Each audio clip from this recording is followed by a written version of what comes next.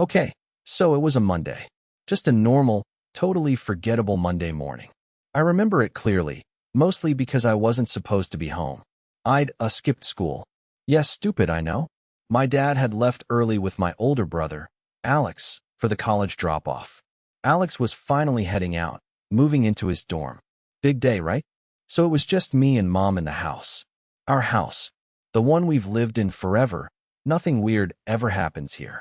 I was just chilling in my room, probably playing some stupid online game, headphones on, shouting at the screen like a lunatic. My door was open a crack, like it always is. Alex's door, though his was shut.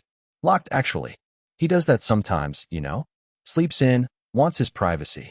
So I just figured he was still in there, catching some last-minute ZS before the big drive. That's what I thought. I mean, why wouldn't I? It made sense. The house was quiet, except for me and Mom humming in the kitchen. She was making lunch, I think. I remember feeling a little guilty about skipping, but mostly just enjoying the peace. Then, I said something loud, something really dumb into my headset. You know, like, really loud. Embarrassed, instantly. My face flushed hot. I just hoped Alex hadn't heard me, still half asleep, or whatever. So I got up, kind of tiptoed over to his door, just to check, to make sure. I put my ear against the wood, waited for a second. Nothing. Just the regular hum of the house. I turned the handle, slowly. Barely a click.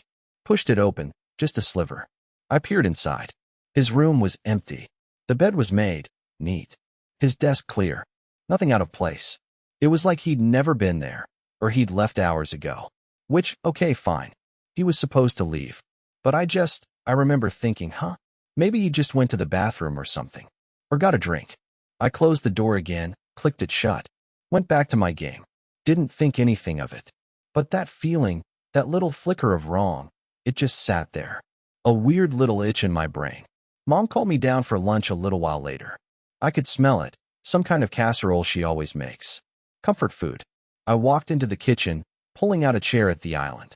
She was dishing it out, humming again. Hey, she said, without looking up. Could you go grab your brother? Tell him lunch is ready. I just stared at her. Mom? Alex isn't here. He left with Dad this morning, remember? She stopped, the spoon halfway to my plate. Her hand froze.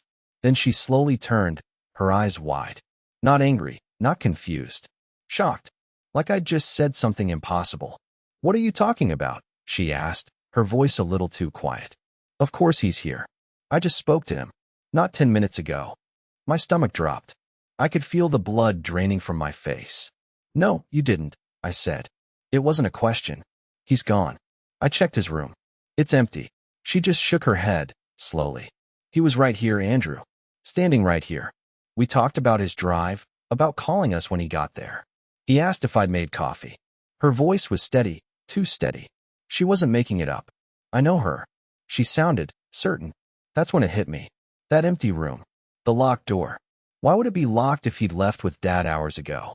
He never locks it from the inside when he's gone. Only when he's in there. I remember that. And if he had been in the house, like Mom said, then he couldn't have just vanished. He needed a ride. Dad took him. There was no other car. I could feel my pulse hammering in my ears. The kitchen, usually so warm and familiar, suddenly felt cold. The air heavy. I couldn't swallow. Mom looked at me, then at Alex's plate she'd set out, then back at me. Her expression was fear. Raw, quiet fear. And I knew it then. Knew it deep in my bones. Something was fundamentally, terribly wrong. We just stood there for a long time. The casserole getting cold on the counter. Mom finally went to Alex's room herself. I followed, heart thumping. She opened the door. Wider this time. Stepped in. Her shoulders slumped. It's empty, she whispered. Her voice sounded fragile, like glass. I don't understand. Neither of us did. But the silence in that room, it wasn't just Alex's absence. It was a hollow. Like something had been there, and then wasn't. We went back to the kitchen, tried to eat. Couldn't. My mind was racing, trying to put the pieces together, but they just didn't fit. If Alex had been there, 10 minutes before lunch, he couldn't have left. Dad was already gone. Alex didn't have a car at home. No Uber. No bus stop for miles. He couldn't have just walked out the front door, not without us hearing. The house isn't that big. And we hadn't heard a thing. Not a car. Not a door. Nothing. It felt like the house itself was playing a trick on us. Or something in it. We kept going over it, every detail. The locked door, my quiet peek, Mom's conversation. She described it so vividly. Alex asking about coffee. Complaining about the early start. Typical Alex. But where was he? If he was here, he couldn't be there. At college. That was the impossible part. We ended up calling Dad. He picked up, sounding annoyed, probably still on the road. Yeah, Andrew? Everything okay?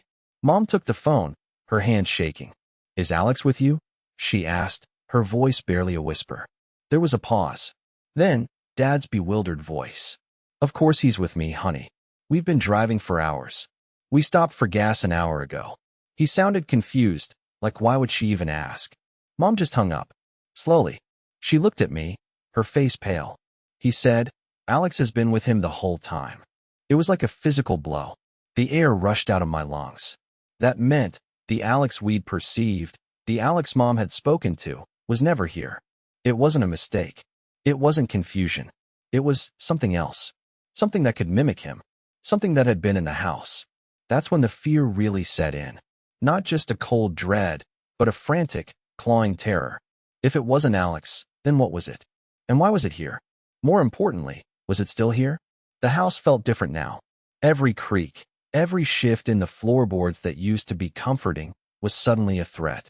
We walked around, turning on every light, pulling back curtains, checking closets, looking under beds, like it was something physical we could find, something we could confront. But there was nothing, just the normal, quiet house. But it wasn't normal anymore. It was tainted. We tried to leave. Just get out. Go to a friend's, go anywhere. Mom grabbed her keys, I grabbed my phone. We walked to the front door, the solid oak one we'd used 1,000 times. Mom reached for the knob. Her hand just stopped, hovered there. She looked at me, her eyes wide. The garage door, she whispered. I heard it close this morning, when Alex and your dad left. I remembered it too. That distinct thud, the familiar sound. Yeah. I prompted, my voice tight. But Alex was in the kitchen, she said, her voice shaking now. He was in the kitchen, then he was in his room. His door was locked. He couldn't have gone out through the garage. And then it clicked. The garage door isn't connected to the main house, not directly. You have to walk around, use the side door, or go through the kitchen into the laundry room, then out. If he was in the house, and then vanished from a locked room, how did he get out? He didn't use the garage door. And if he hadn't been in the house at all, then who closed the garage door? Who made that sound? We didn't know. And we couldn't go through the front door. Not without understanding. Not without knowing if it was still here, watching us. Trapped. We were trapped by the impossible logic of our own home. We didn't leave. We couldn't. The thought of stepping outside, into the quiet, tree-lined street, knowing something had been inside with us, mimicking my brother, it was worse than staying. We just huddled together in the living room. Lights on, the TV playing some mindless show, volume low. We didn't talk much. What was there to say? Every time I closed my eyes, I saw Alex's empty room. Every time Mom shifted, I saw her face when she said she'd spoken to him. The day bled into night. We just sat there, waiting. For what, I don't know. For it to happen again? For it to make sense? It didn't. Nothing else happened. The house stayed quiet. Too quiet. My phone buzzed around midnight. A text from Alex. Just got into dorm. Long drive. Talk tomorrow. A perfectly normal text. My real brother. But the relief, it was thin, brittle. It didn't erase anything. It didn't make the other Alex, the one who wasn't there, any less real. We went to bed eventually. Or, we lay in bed. Neither of us slept. Every shadow seemed to shift. Every creak of the old house was amplified, made sinister. I kept thinking about the garage door. The sound. The definite, undeniable sound of it closing. But Alex hadn't used it. He couldn't have. So who did? Or what did? I still don't know. And I don't think I ever will. We still live in that house. It's our home. But it's not the same. It's porous now. Like the barrier between what's real and what isn't has worn thin. And sometimes, late at night, when the house settles, I swear I can hear it. Just a faint whisper. The sound of a door clicking shut. From a room I know is empty.